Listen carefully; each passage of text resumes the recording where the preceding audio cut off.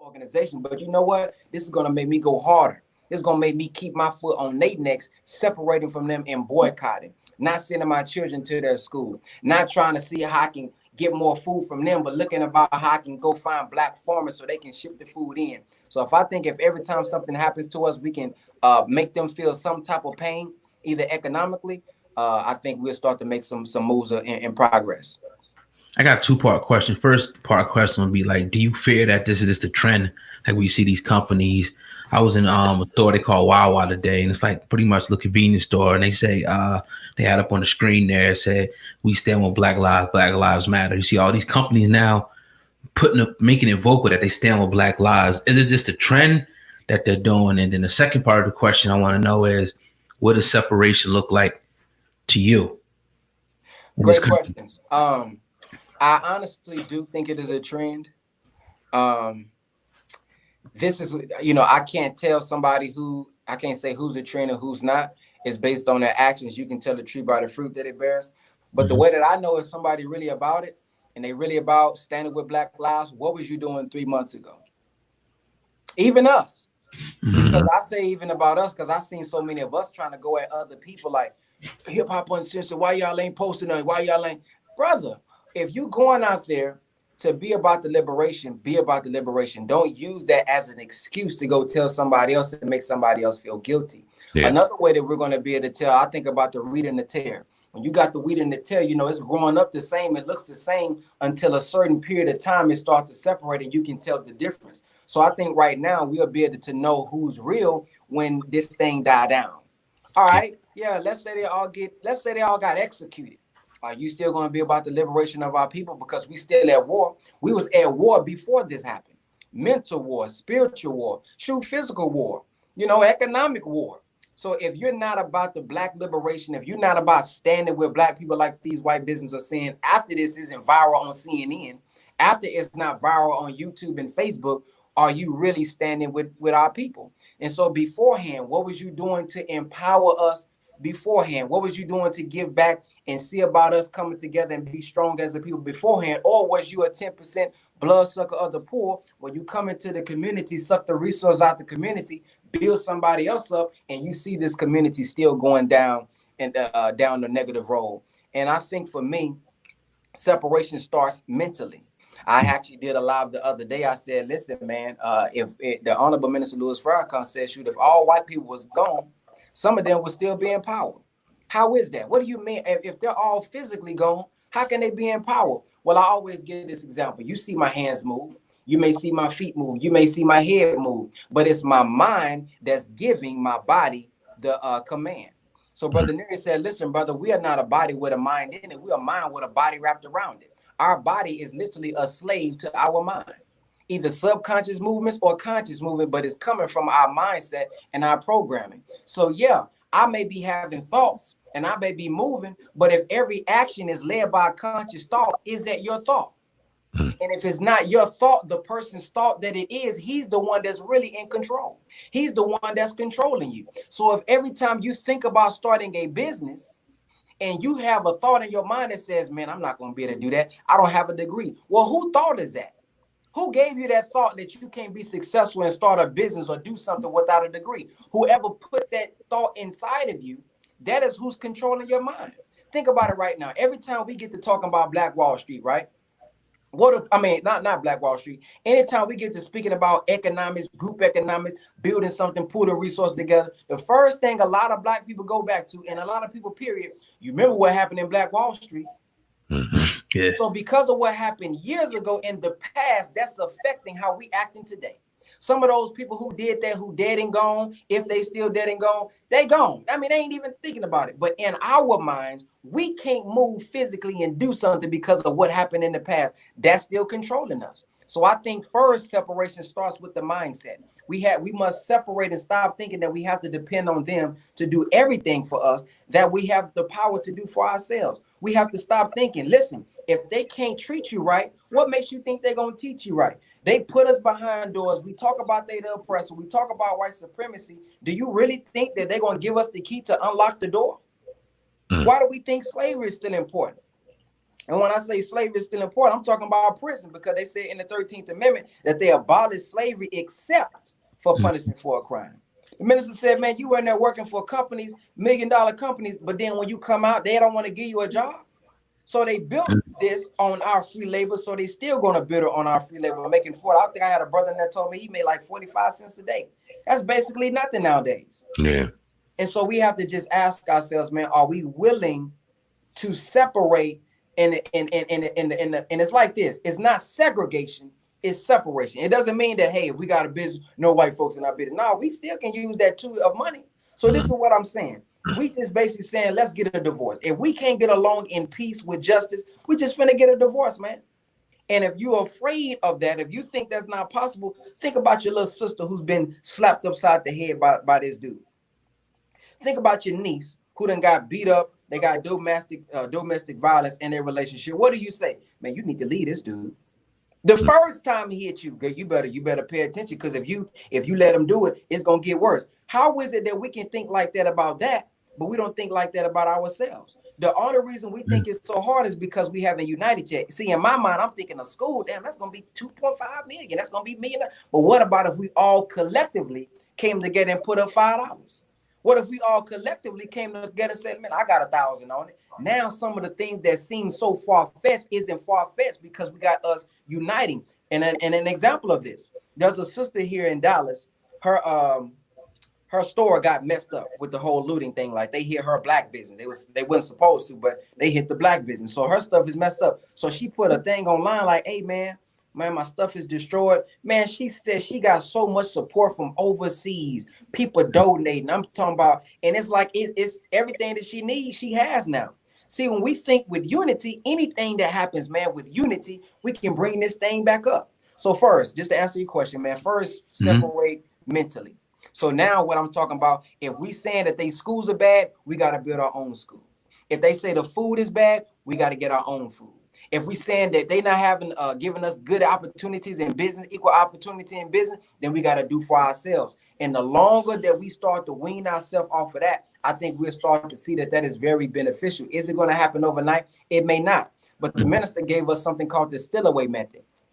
What is the still-away method? Well, this is the microcosm with a job. With a job, he says, don't think, brother, the black man is God, brother. And now you finna quit your job because that's foolish. Because now you finna be this black man talking about you, God, and then you ain't even got no bills, or you ain't got no money to pay the bills. So be strategic, be wise. My brother Derek Gray said, infiltrate, educate, then vacate. So if I want to own a restaurant, why wouldn't I come work at this restaurant? Not necessarily so I can work for them the rest of my life, but I'm coming to get educated. In other words, I'm being paid to be educated. So I'm standing around the managers. I'm looking at how they operated. The Honorable Elijah Muhammad said, observe the operations of the white man.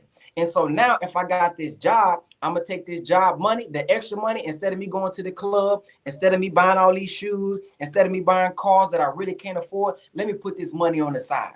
Let me get the network marketing. Let me get the building my brand. Let me get the building my business. Then once my business is able to sustain me, then I can quit that job. So in other words, my job, my side job is firing this job because this one is doing so well. So I think that is the way that we do separate. It's not going to be totally cold turkey, but you just wean yourself off. You find you a black business to do this. You find you a black business to separate that. And then at that point, we have no reason to interact with them. We at peace with ourselves. It seems like, I don't know if it's conveniently or not, but we're going through these times during an election year too. And obviously, you know how they're trying to sway our vote. Democrat, Joe Biden over Trump, evil Trump, this, that, and the third. Anytime you hear Biden speak, though, it's utter nonsense that comes out of his mouth, just as well as Trump. So who are we to believe is the right candidate? I don't think either one of them are. But how do we move during this election year, given everything that's going on and seemingly looking at someone trying to sway a vote, not like they always do, but even more now in 2020? Honestly, brother, I'm not into politics like that. I've heard the minister speak about it several times, though. And, you know, I'm not trying to pick the lesser of two evils. Yeah. You know, whether it's a black man in there, whether if it's a white man in there, who's ever in there. To be honest, me personally, you know, I've been living for, 20 some years. My life only changed when I voted for myself. My life only changed when I voted for the God within. That self-accusing spirit, that thought that came to mind that I knew I was supposed to do it, and then I did it. When I went with that, that changed my life. Nobody in the White House changed my life specifically. Now, I'm speaking for me. I don't know about you. I don't know about anybody else. Maybe when George Bush or Bill Clinton or whomever y'all say is whatever. Maybe when they came into office, maybe your life got better. But the people that I know, their life didn't change based on the president. And so I think we need to be focusing on is self-improvement. If they're not coming with a program and a blueprint with the Black agenda, and we have to figure out, we need to come together on that Black agenda. If they're not coming with that, they shouldn't even really have our attention. If they're not doing anything showing tangible results, because anybody can talk, and we know that politicians comes out when it's time to vote. They come to the community when it's time to vote. You know, we already understand that. We know that every 4 years or 8 years, whatever the case may be, here come the campaigns. Here come I'm finna pull out the chicken wings. Here come I'm finna get the hot sauce. Now you want to become relatable. Where was you at 2 years ago? Where was you at a year ago? And so I think for me, man, when it comes to politics, man, locally, you can get involved because those are things that can affect your community locally. However, though, man, I don't know about the full presentation, because to me that's just another seat that somebody's in the unjust system that needs to be destroyed. So it's like this: if I got a system, you may say, "Hey, man, fire that president." But if in my mind the system wasn't built for you, guess what? I'm gonna put somebody else in the president's spot, and you're gonna be dissatisfied in a year as well. Yep. Then you may say, well, fire me. I don't like this new president. All right, cool. I'll take that president out. Here go another one, because he's conforming to the system. So if the system wasn't made for us anyway, we can put whomever in there. We still have to be the ones ultimately to change our lives. That's the only way this thing is going to work. There's no mystery God in the sky that's going to do it. And there's no mystery president that's going to come and change your whole life. I have to change my mind. I don't care if they gave us $100 million. If they gave us all $100 million, but my mind is not right, we're going to give it right back to them. Yeah. We're not going to have the will to build. We're not going to have the desire to build. And if we don't have the desire to build and get some land of our own and do for self on our own, no matter how much money we get, no matter what laws is changed, because see, laws don't necessarily, brother, change a human being. Let me give you an example that you may relate to. The law may say, hey, 80 miles an hour right here. Well, when the law is present, when you see the law present, you may say, oh, let me go 75. But when the law isn't there, when you understand it, you may have that tracker on your phone where the police not there. You going 90, you going 100, you going 110, because it's not a belief of mine. It's not something that I bought into. So laws don't change really anything. You see what I'm saying? So mama may say, hey, you need to be in this house by the street lights. You know how it used to be back in the day. That was the law of mama. But when mama isn't present, I'm not coming in on the street lights. So have I really reformed myself because she laid the law? No, it has to be something that I agree with. It has to be something that's in my mind. That's when real change is going to come. You changing the law is not going to do it. You told me I don't need to be with no man. I don't need to be having sex. And you found out that she is pregnant. Obviously, she's been breaking the law, but she's been breaking the law in the absence of your presence. So it's not the law that changed human beings. It's the mindset that changes human beings. Powerful, powerful. How do you feel about Farrakhan being banned off of Facebook and I think it was one other platform? How'd you take that? Man, honestly, brother, I took it a little different than a lot of people. People were saying, brother, y'all need to boycott Facebook.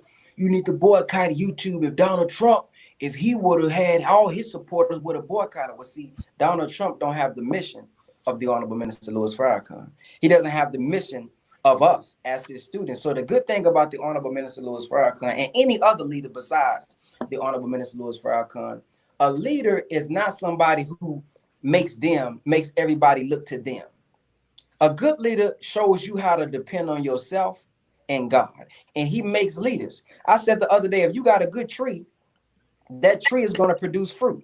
Now, we know Dr. Sebi and all of our other health gurus, what they tell you is organic if it got what in it? Seed. A seed in it. So now when you have that seed, what's the purpose of it being able to have the seed? When you take the fruit and you can take those seeds and replant those seeds, and those seeds can produce fruit. Well, a good leader is not somebody who just say, hey, come eat from me. because he understands that I'm a finite human being. If you become a personality worshiper, and if you can only accept truth when it's coming from me, we in trouble. We are in big trouble because I'm going to eventually die. If we don't know nothing, we all going to eventually die. So I don't want you to depend on my finite body. I want you to depend on my infinite or infinite wisdom, because the wisdom is always going to be here.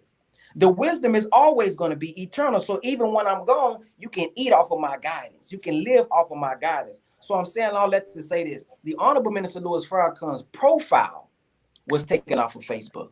His profile was taken off of YouTube. His profile was blocked and paused on Twitter, which has now been they reopened his Twitter page. They haven't given back the Instagram or the Facebook yet. But as long as Brother Ben X was on there, Farrakhan was on there. As long as Brother Nuri Muhammad was on there, Farrakhan was on there. As long as Brother Reza, 19 Keys, as long as Brother Wesley and all of the other soldiers out there, Sister Neelam, Sister Erica, all of the people out there that got influence, and all the ones who maybe don't, got a couple hundred, he was on there. Because Farrakhan is not necessarily a personality, he is a conscience to me.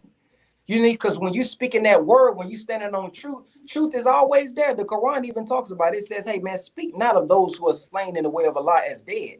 You just comprehend now. Because if I take that spirit energy and truth that he stand on, and then I take it in myself and I speak it, he's alive in me. And so I think we have to get out of that mindset of we need this one person or we need this one group. The minister said, no, I'm not going to let you put everything on me. This was years ago. I'm not going to let you put everything on me. You have to start to look toward the leader within, because a good father don't want you to depend on me all your life, son. I want to empower you, because it's going to come a point in time when you're going through struggle and opposition, and I'm not going to be able to be there. If you move to the Bahamas, son, I can't take a flight in 3 minutes and get to you. So I need to empower you with the knowledge, wisdom, and understanding, and I need you to be able to read it and comprehend it so that you can say what I say, so that you can do what I do, so you can think like I think. And if you say I'm successful and you need me, I want to put myself in you. And so for me, of course, it was disappointing, because he never, I don't think, went away and disobeyed the policy. I don't think he said anything hateful or anything on there. He just is what it is, that they hate truth. But like I say, man, as long as I was on there, I'm gonna be on there. And the reason that we didn't boycott is our mission is to give life to the dead. Because I know somebody probably thinking, why don't y'all got your own platform? Number one, we do have our own platform, nfastudios.com. We got original content, how to eat to live, showing people how to cook. We even got a teaching train for children, teaching children at home, all that kind of stuff. But the reason I stay on Facebook and YouTube, our mission is to give life to the dead. If I do blackconscious.com, who gonna be on blackconscious.com? Those who are already woke. They're the ones who gonna come over there. But if you're on Facebook, you still on YouTube, you still on WorldStar, you still looking at the world. Well, I need to be in there so I can give you another option.